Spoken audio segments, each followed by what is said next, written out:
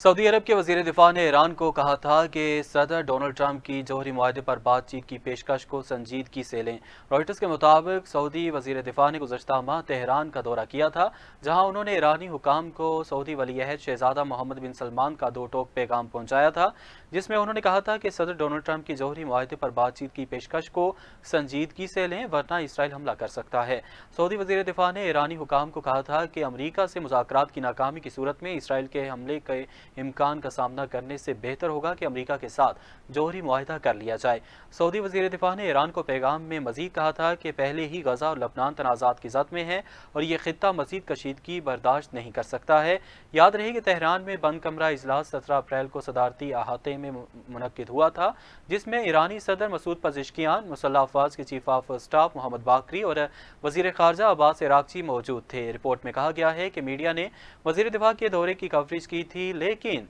शाह सलमान के खुफिया पैगाम को पहले रिपोर्ट नहीं किया गया। सऊदी वलीअहद शहजादा मोहम्मद बिन सलमान के छोटे भाई शहजादा खालिद का ये दौरा 2 दहाइयों से ज़ायद अरसे में सऊदी शाही खानदान के किसी सीनियर रुकन का पहला दौरा था।